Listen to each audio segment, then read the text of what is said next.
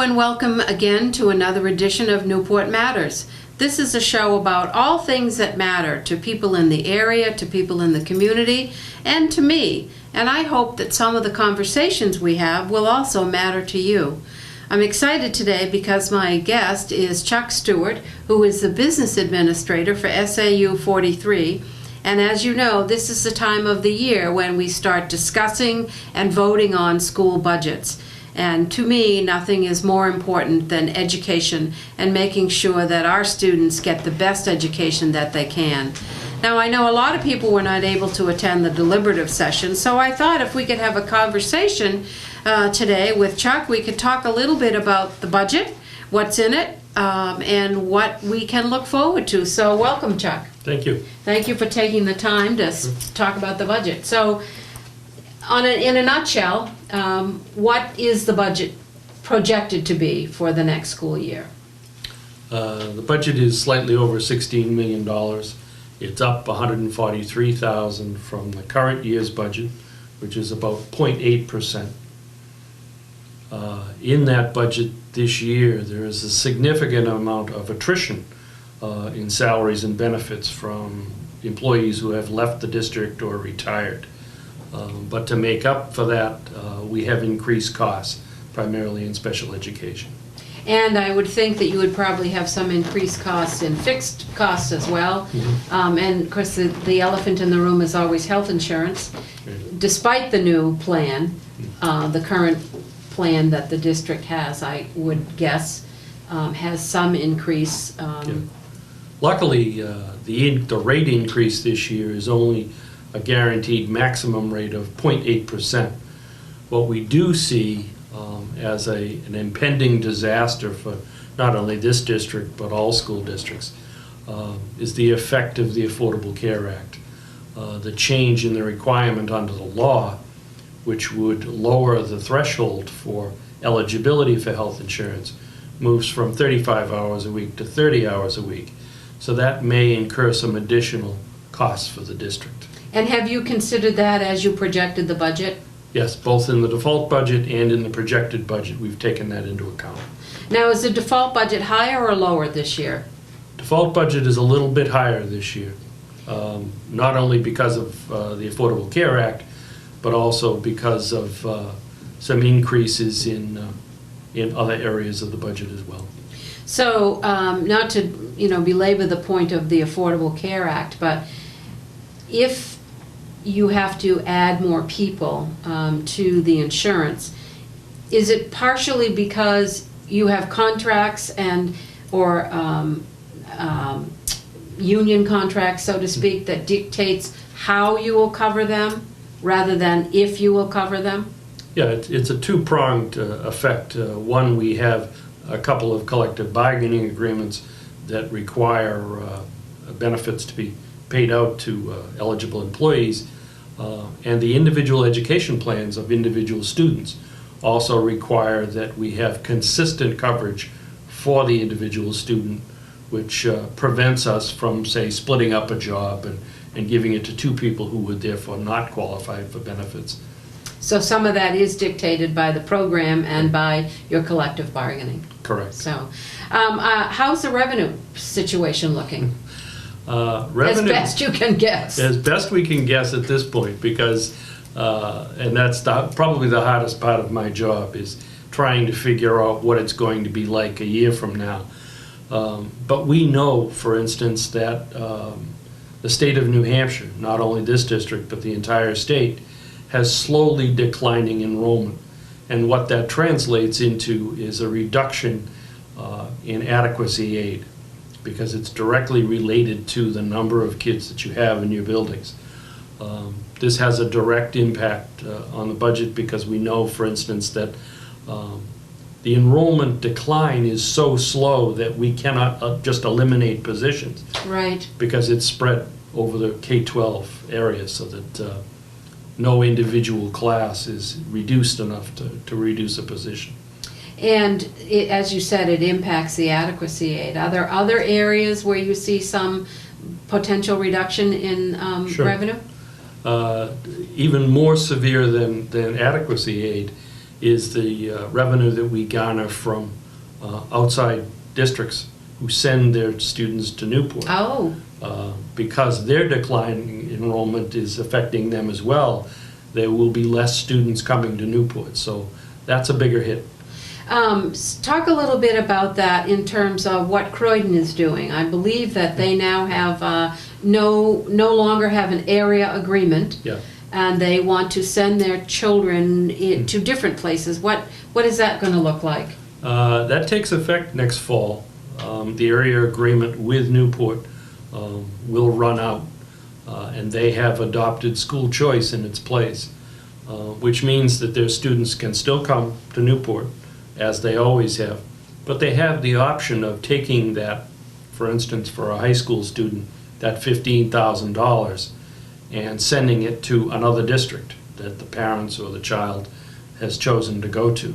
So that would be a reduction in our revenue. Now, we don't know what effect that's going to have yet. We won't know that until the fall, when we figure out who shows up. We'll get an indication in the spring when they have another open house in Croydon, where other districts will be able to recruit their students. And we should have a preliminary number to see what kind of effect it has.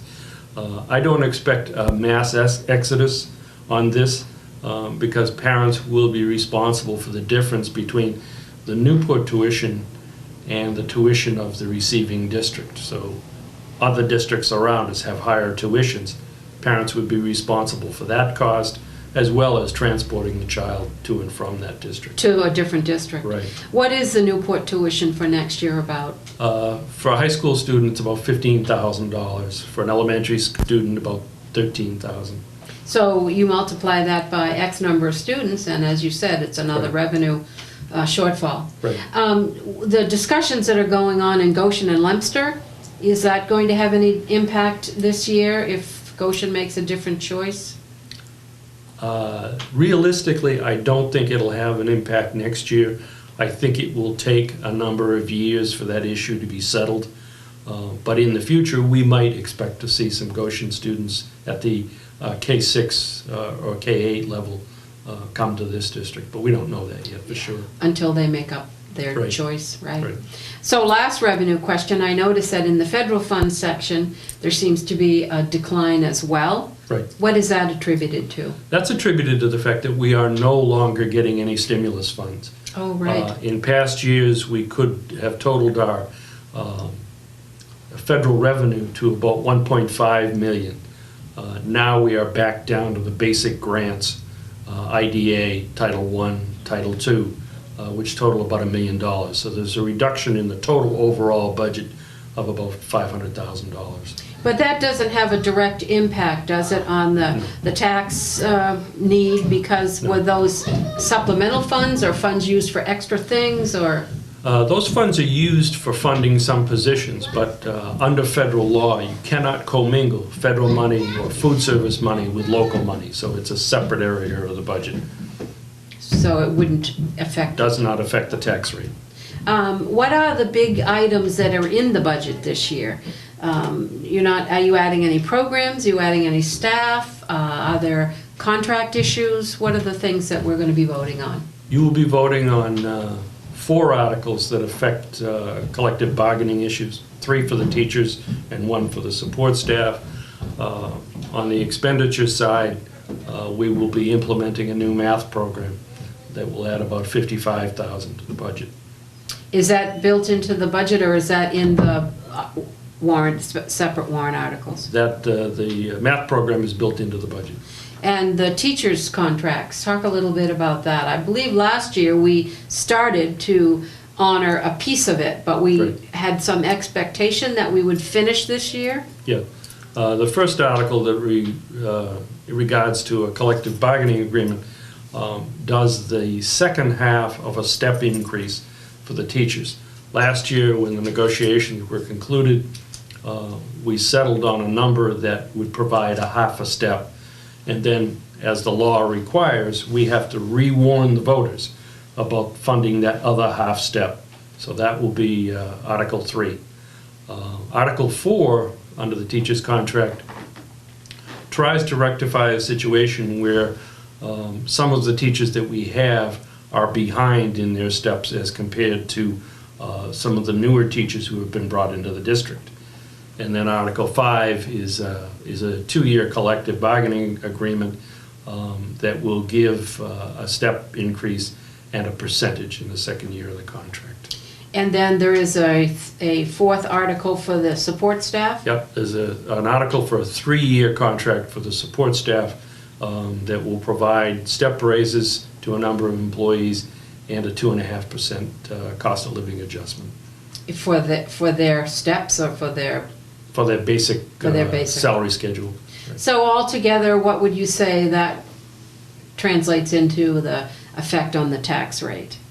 The total for the articles is about $1.09 if everything passes. If everything passes. Right. So if you figure it takes $400,000, $433,000 in assessment to raise a dollar for somebody who has a house that's worth $200,000, it wouldn't be a very significant impact. No, it's not a huge impact. Right.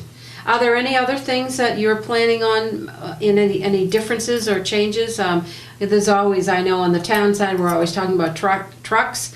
You probably always talking about buses. Right. What's the bus situation? We're in a position now where we've fallen behind on the replacement of school buses, so we'll be asking the taxpayers to move money out of the Transportation Trust Fund towards the first year of a 5-year lease purchase agreement for new school buses. That will bring us back into a position where we can increase student safety. How many buses would that translate into? That will be 4 buses. Well, and this is money that's already parked, so to Right. speak. It's in the trust fund, waiting to be used. Waiting to be spent. Right. Are there any other articles that are like that? Yeah, we have an article for $10,000 to be added to the field purchase account for the future purchase of an athletic field. That will come from the fund balance, if there is one on July 1st. There is also an article for $200,000, $50,000 of which is coming from the Homeland Security grant for student safety. $150,000 will come out of the Maintenance Trust Fund to fund that project, which will include new telephones and security issues for the high school, all 3 schools. And that would be like a lock system or a new entrance code, or? It involves a new telephone system because ours is antiquated now. It will include security cameras for all 3 buildings, door access controls, and the infrastructure to support all of that. Great. I'm sure it's a long time in coming. Yes, it I is. know that the phone system has been antiquated for a very long time. Right. And what else? What other articles are there? And then there's another article coming out of the Maintenance Trust Fund for the upgrade and rebuilding of the track and the football field. And that's a joint town and gown project, Yes, it I is. understand. I Right. know the town has its share, and Right. this again is not an increase on a tax. No, It's coming out of trust funds. Out of trust funds. Right. Are there any other special warrant articles that require attention that don't have any money attached to them, or?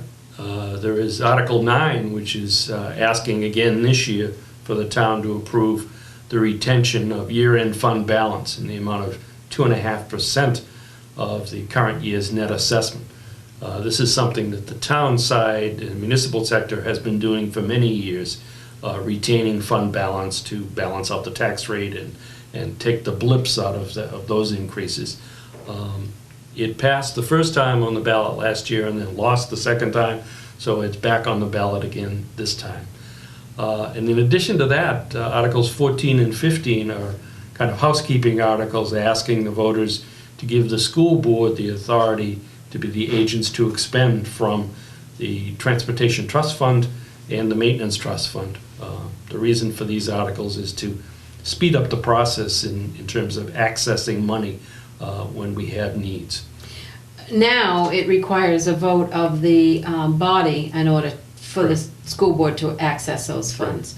The ability to retain funds from the unfunded balance, or the whatever the term you said, Is that required that the voters have to vote that? Or Yes. So in previous years, has that money automatically been sent back, or what happens to it? In previous years, it has always gone to reduce the tax rate. But the Department of Revenue encouraged the legislature a couple of years ago to pass this act and allowing school districts to do the same thing as the towns have been able to do. Because the Department of Revenue encourages towns and school districts to retain some fund balance for emergencies. Yes, I know the town side is quite high, the percentage they expect us to Right. keep. I think it's between 10 and 15%. Correct. So it has sort of been a hamstring for school districts, because if you do have an emergency, you have to petition the state board, or you have to ask for a Right. special meeting, or Yeah. so hopefully you folks that are viewing this will understand the value of that in order for the school district to be able to address such emergencies. That's a significant change, and it's been a long time coming. Right. So how was the budget process this year? It always amazes me that we barely get into the start of the school year and the budget begins, and you hardly know what your current experience is Right. before you have to project. Yeah. Yeah, it was. I've been doing this for 34 years, and it never ceases to amaze me, as it does you, how complicated the process is and how much time and effort has to go into it. Soliciting information from administrators who also solicited from department heads and teachers in order to put together a good budget package. And then we work a lot of hours to pare it down as best we can and put it into a package that will be acceptable to the voters. So it is a grassroots effort. I mean, Sure. it starts where the expenditure is, and then it works its way up through the system. Right. You said you've been doing this for 34 years. How long have you been here in Newport? This is my second year here in Newport. I've been in New Hampshire since 2004. Spent the first 25 years in Massachusetts, and then saw the light and came north. Well, good. Yeah. I imagine their budgeting is even more challenging. Yes, it they is. have a whole different level of state involvement. That's right. Is there something significant in the budget that you would like to highlight? I mean, you mentioned the math program. Do you want to talk a little bit about that, or? No, there's not. Other than the math program, it is pretty much business as usual. We are continuing on with the efforts that we've been at for a while now, and building on those successes. Well, it is not a significantly increased budget from what I have read and looked at, and it seems to me that it's pretty frugal, all things considered. There are things that you have no control over, and it's always hard to meet the needs and still be mindful of the taxpayer. So I, for one, appreciate that. When are we going to get to vote on this? The election day is March 11th. All right, and the town report, the school report will be out? Yes, it's required to be out by March 4th, a week in advance, but we'll have it out in advance of that. All right. Well, thank you very much. My guest today has been Chuck Stewart, who is the SAU 43 Administrator for Finance, talking about the upcoming 2014-15 budget. I would encourage you all to find out what you can about it, to please come out and vote on March 11th. As you know, we are a Senate Bill 2 town, so your opportunity to discuss it and to change it has passed. And so now it's vote up or down, and I hope that you will be mindful of your vote. I hope you will keep in mind our teachers who work very hard, and our paraprofessionals and other support staff members who work very hard to provide the best education they can for our students. It matters to me. I hope it matters to you. And if you have any thoughts about this or questions, you can email me at townmatters, all one word, townmatters@gmail.com. So until next time, I'll see you again at Newport Matters.